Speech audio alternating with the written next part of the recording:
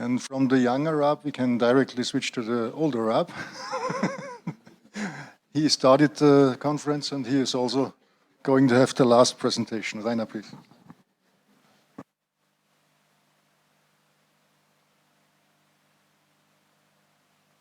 To see my son some seconds before I start my own presentation.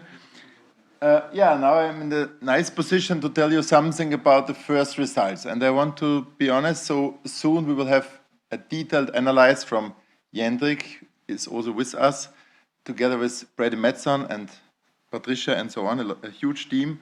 They will analyze everything and they will model all these things that I show now. What I show now are only the raw data, not a model or anything else. So, but I think it's impressive enough to show you the situation at the moment. And what is the situation? So we could evaluate the period from 1st of January 2013 till end of 2022.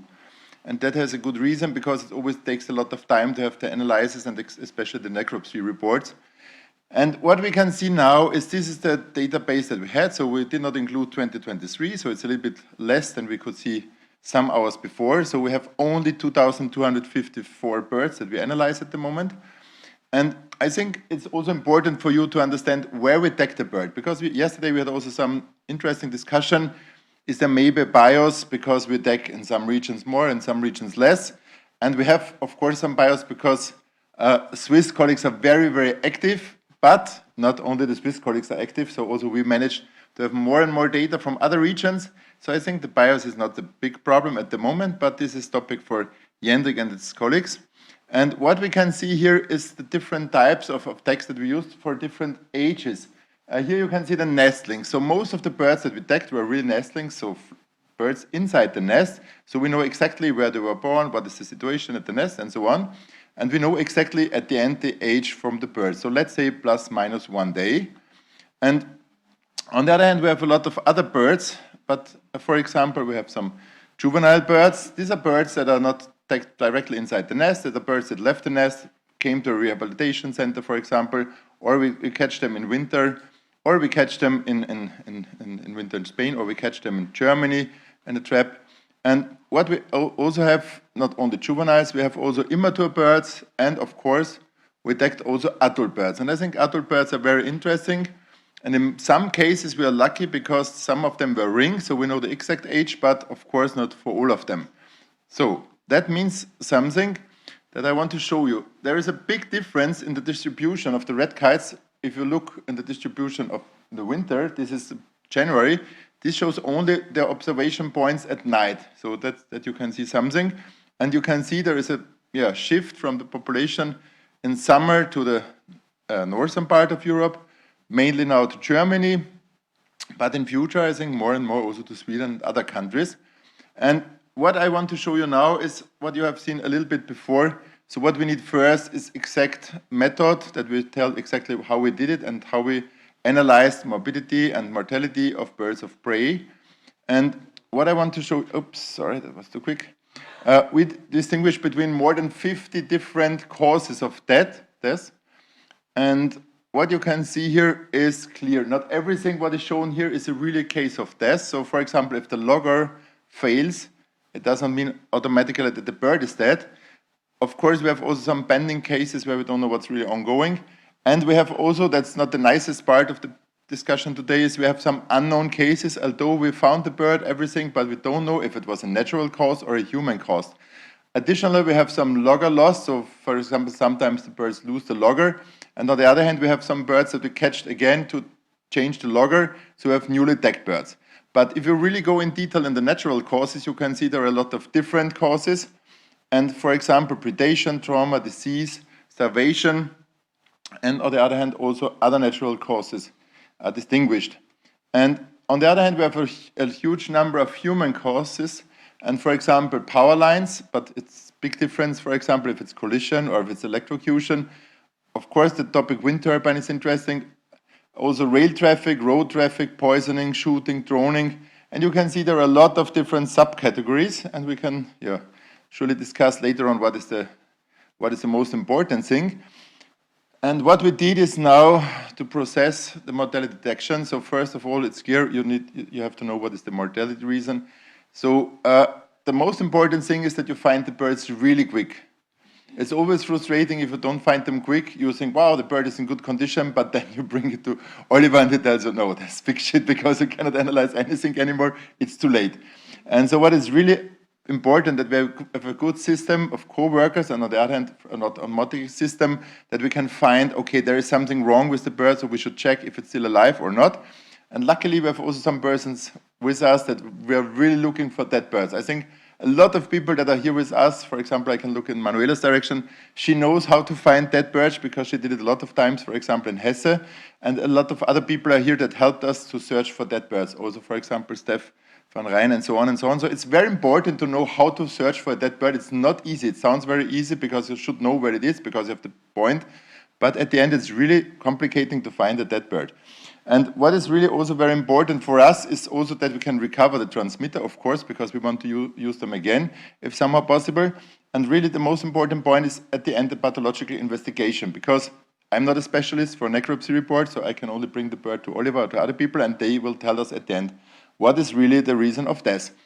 And this is one of the things what is very important for our co-workers. Then we can see, okay, something is wrong with the bird, and that's the time when everything starts from the office.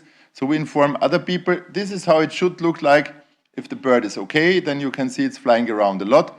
This is only, for example, one day from one bird with a lot of 1 second data. So I think most of you don't know how many informations we really have from birds, and you can also look the height of the flight movement and so on. So the data are really amazing. And this is one bird, for example, that we analyzed. This is a bird from Hesse. It's only one example, and we have from these birds now more than 2 years data sets. So millions of data. And of course, birds are flying sometimes very high, but most of the time, if they're searching for food, of course, they're not flying very high because it makes not much sense. And what is not the nice picture, but that is the truth. So we can find a lot of birds very quickly. But of course, you have sometimes cases you can find the birds after 100 days. Okay, of course, you will not find much. And that was the reason why we saw before in the presentation from Oliver, at the beginning, we had also some cases where we had only 2 feathers left, or maybe a part of the wing. Okay, it's not easy to detect anything, but yeah. In most cases, we managed to find them within the first 3 days, and I think we're in a good way. And this is what we have now. So we have 2,200 birds tagged that we analyze, and 1,400 of these birds are evaluated now. And from 873, we really know the mortality reason, or minimum we can tell something. And these are the places where all these mortality cases happened, but not all of them are mortality cases because I told you before, sometimes also only the battery runs out of energy and it's not working anymore, the logger. So a lot of times it's only a logger failure, what we call logger failure at the moment, but I think there's a better translation in English later on. And this is really the result. What can we see on this graph? I think this graph is very impressive, especially for me, because I waited for this graph a long time and I'm very happy that it's now existing. Here you can see this 873 colored cases. On the other hand, you have some grayish cases. So for example, it's called logger failure, but in most cases, the battery ran out of energy, and that's it at the end, because the battery has not a long life. So we have some cases of birds that are still since nearly 10 years sending, but of course, a lot of logger die after 4, 5, 6 years. And what we can see here, predation is very important. This is not so surprising because I told you we have a lot of fledglings and nestlings tagged. So of course in the nest what should happen, you can be eaten or you can die because of starvation or something like that, but you will not be killed by a wind farm or by a traffic accident, so because you are still sitting in the nest.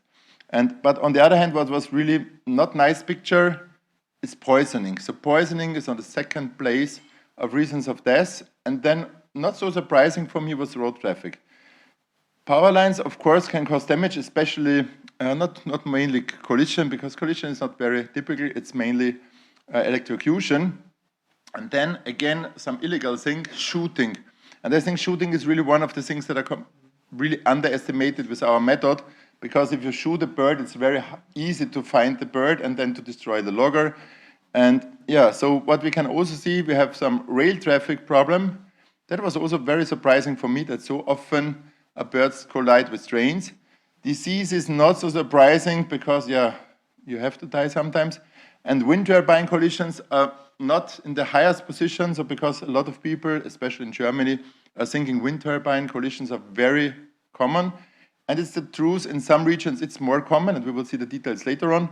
And then we have some other things, but you can see, okay, at the end you have some unclear things like natural other things, or anthropogenic reason, and of course we have some unknown cases, and what is really frustrating, we have still some pending cases. I hope we can reduce this number, but you can ask the people 3, 4, 5, 10 times to give you the information. Sometimes it does not work.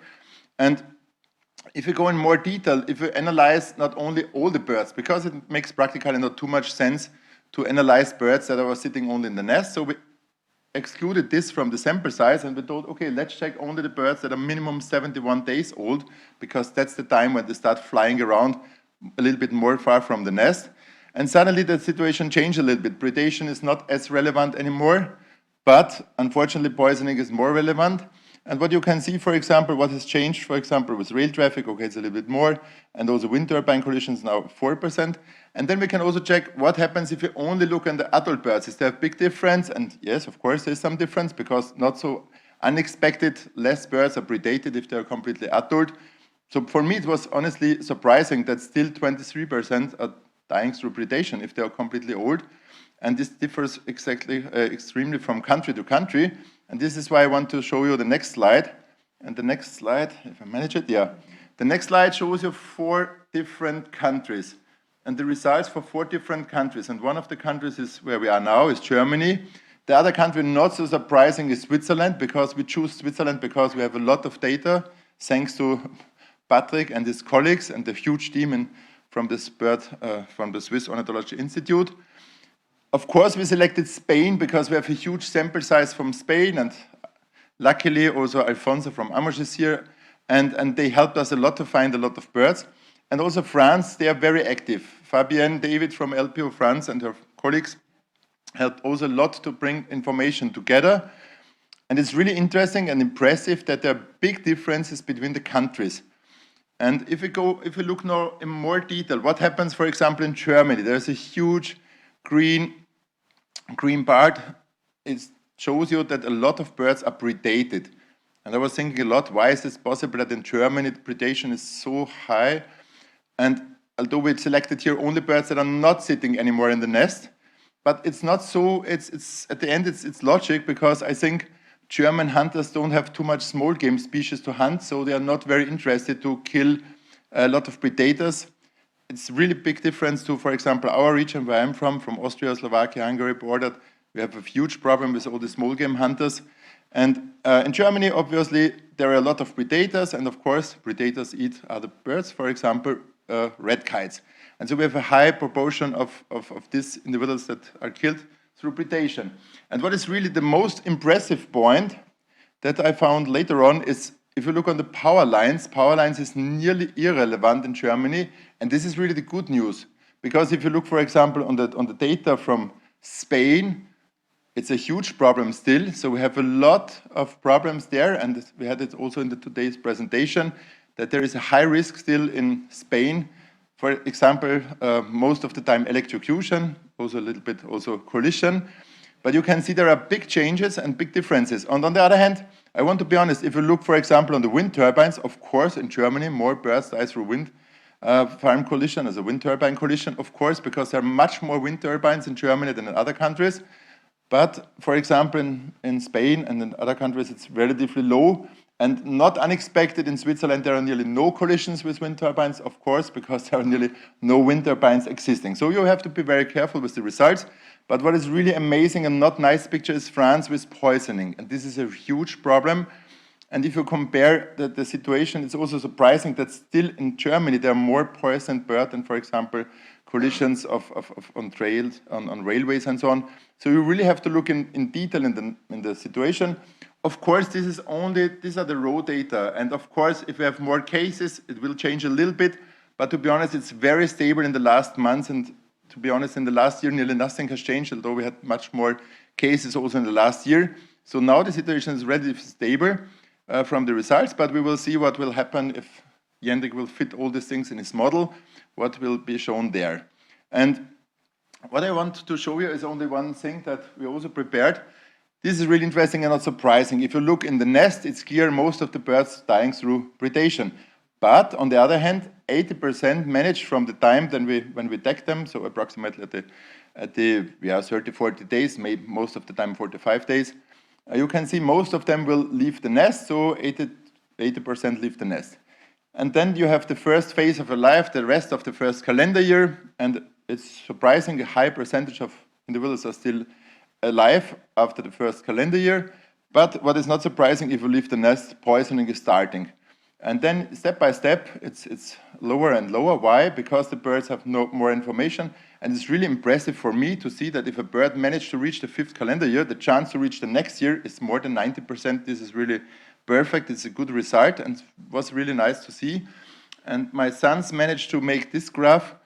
And what you can see here is really that after, for example, in the 5th calendar year, still 30% or close to 30%, so let's say 1 out of 3 birds is still alive in the 4th calendar year. That was really surprising for me. It's a good number and a good success.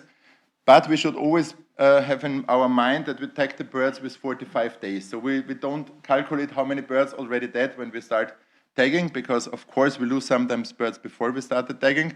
So this is the big difference, I think, between ringing data and our data, because if you ring the birds, you will do it 10 days earlier or maybe 2 weeks earlier. Of course, so if you start with 40 days around, then you have a high chance, so 1 out of 3 birds will manage to reach the age where he should be able to reproduce. And then we started to look in more detail in the different months, and what you can see here is also not so surprising. Okay, there is a difference between the different months.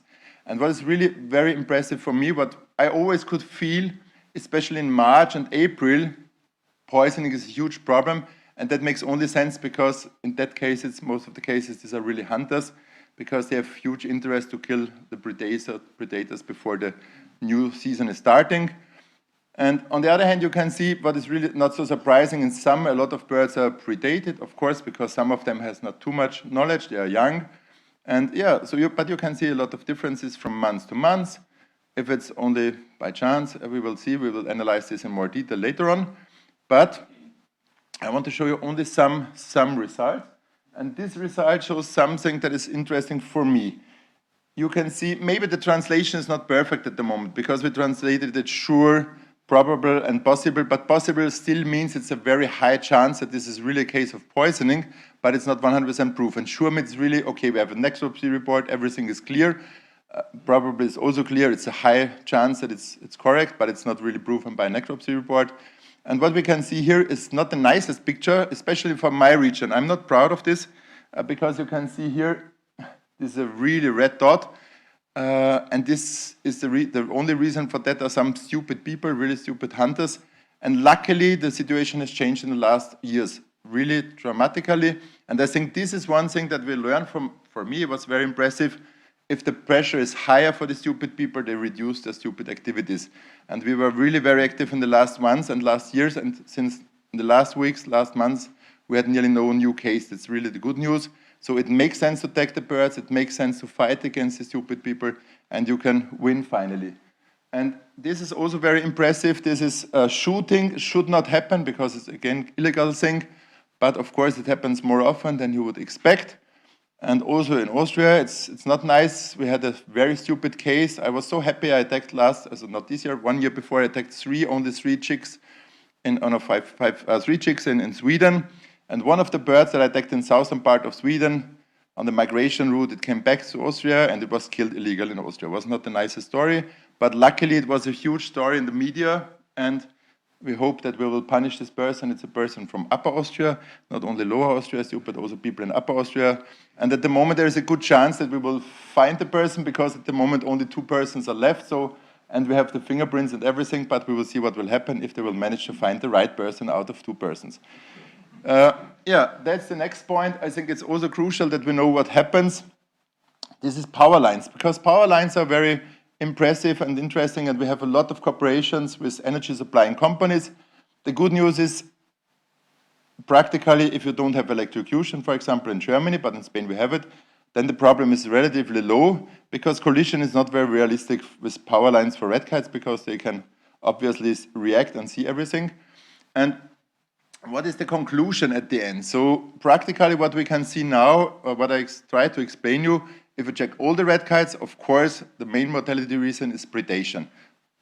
Although it was not so clear at the beginning, because if you look on other raptors, they have not a big problem with predation, but yeah, for example, red kites can have problems with white-head, so for example, with eagle owl, they can have problem, for example, with goshawk, and they can also have big problems with raccoon, for example. And so then if you look on the birds that are more than 70 days old, you can see, okay, poisoning is more and more relevant. That's also very interesting. And what is really the most impressive point for me is that the power line topic is really solved more or less in Germany, especially with electrocution. And I think we should learn for other countries from the example of Germany, so you can change something. Because I think the law in Germany is, I don't know, 15 or 20 years old, that you have to do something against electrocution. And obviously, if we can prove it, it was very successful because we have nearly no problem with that topic anymore in Germany. On the other hand, you can see the mortality reason differ per age classes.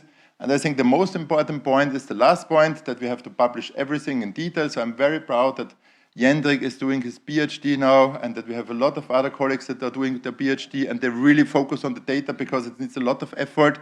This is not what we can do, but we have some people that can really spend their time for analyzing the data in detail, and I'm very interested what will be presented at the next conference when Patrick and Patrick will show us the newest result from Swiss colleagues, and Jendrik will show us his results, and also other persons in the room will show us their results. So, and of course, it was not my work alone, so we had a lot of people that supported us. These are the people that supported us a lot in the last weeks, months, and years, mainly with their data, but also there are people listed that helps in future also with publishing the things. And it's really huge result that we have now, that we really made it happen, that most of the data are together in one database. And I really have to thank all the partners, all the project partners, and all the co-financiers, because without their support, everything would not be possible. And it's also important that we have some cooperation partners. It's also important to tell we have additional cooperation partner for specific research discussion questions, of course, with the wind farm industry, that we know exactly what was the position of the rotor and so on. And yeah, this is the same slide that you could see before, so feel free to look in detail in the social media.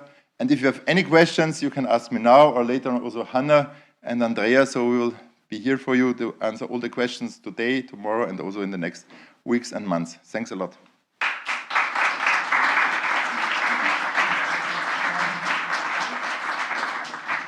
Thanks a lot, Rainer. As usually, you were speaking very slowly, so... But in time, I'm in time. Exactly, in time. Correct. That's the point. So I guess there might be a few questions. Steph, please. Thank you. Yes, Rainer, you showed that there was no poisoning when birds were nestlings. But are we sure about that? Because I think there could be poisoning when birds are nestlings. Yeah, normally we check really the situation also with, so if we find more than 2 feathers of a bird, the bird goes to the necropsy. So theoretically they should find it, but of course it's true if you find a dead bird, it is of course eaten. But I think if the predator eats a poisoned bird, he should also die in most cases. I think it's possible that some are poisoned, but not in our sample size, or mainly we could not find it. That's what I mean a bit, because we tag them, of course, when they are 40 days plus. We did not follow them since they were born. So that's true. We don't know what happened in the first 40 days. That we don't know at all, nothing at all. That's a problem with our data, so we can say everything from the 30s or 40 days onwards, but nothing what happens before. Not we, but for example, I think Patrick could tell a lot, because they have also these video cameras and so on, so they could calculate how many eggs they lay and what is really the situation before they really are in this age. So maybe Patrick can tell us a little bit what is his experience. I don't know if you analyzed already this data. Patrick, can you tell anything about that? What happens before we tag the birds? How many we lose? Or for example, in Switzerland, how many birds you lose in the age from day first when they are born till, let's say, 40 days? Because this is really what you can answer. I cannot answer this because we have no information about it, but I think Patrick knows everything. No, I don't know everything, but nearly. So we don't have a lot of information on mortality causes of nestlings. I mean, we just see different factors that affect the survival of the nestlings throughout the nestling period. But honestly, we only have very, very few examples where we found also poisoned adults on the nest, and then had to assume that that the chicks died of poisoning too, or were then eaten or whatever. But did you analyze your data from the cameras? So for this, I think you checked 100 nests or something like Not that? concerning mortality reasons, no. Okay, okay. Thanks a lot. We have another question coming from the online participants. And Duncan is the next one, please. Hannah? Yeah, we got a question from online audience. I think, Alfonso, you should answer the question. So this morning we learned that electrocution is a crime in Spain. So the question is, are the electrocution cases in Spain prosecuted? Yeah, in fact, in Spain, there is a specialized purely prosecutor for electrocution. So it's something, we have not for poison, but we have for electrocution. And the last penalty fine, it was, I think, 3 years ago, was 700,000 euro of penalty of electric company to kill 2 Spanish imperial eagle. So in fact, it's a very high penalty fines in Spain. And this case was more than €500,000 for this company. Impressive. Thank you. Duncan had the next question. Yeah, Rainer, just a bit further explanation of the poisoning definition, because that presumably includes deliberate poisoning through things like carbofuran and carbamates, and then incidental poisoning with rodenticides. Might it be a good idea to split the two? Yes, of course, we can split a lot of different subcategories at the end, but for this presentation, my main aim was to have it really in one category, because it's a very complex topic, and it's not only to divide it in 2 different categories, so we really have to think how we want to divide it. Poisoning is a very complex topic, and I had a discussion some weeks before, it was a little bit with Oliver, and he also explained to me that we should look in more detail in all these things. But this is not done yet. So, but of course, we should really make it also happen that we look in the different subcategories and that we really think what are the different types of subcategories. So I think we need a lot of discussion only to categorize it in the correct way, because it's really not easy topic. But luckily for Germany, we have really good results. Luckily, we have also results, I think, from the people from Switzerland, but not so many poisoning cases. And to be honest, not in every country we have all the details, what was the real reason of poisoning. Not all the poisonings are really illegal things, but most of them are really belonging to illegal activities.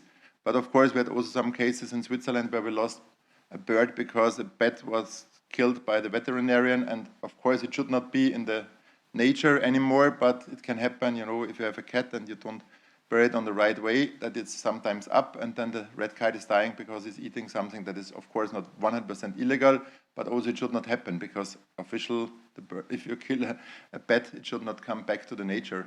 So, but these are things that we can also change, I think, because I think people are not aware of the problem that can happen with bats that they bury in their own garden, and then the fox is coming or whatever and bring it up on the ground, and yeah, then the red kite is saying, "Wow, nice something to eat," and yeah, then it's over. So I think it's a very complex topic, that poisoning, but to be honest, in most cases, it's really poisoning with carbofuran and aldicarb and all these substances. So really illegal activity of completely stupid people. Thanks a lot. Is there any additional question at the moment? I don't see nothing, also nothing in the forum, I think. So in this case, thanks a lot, Rainer. Thank you. First of all. And thanks a lot for your audience.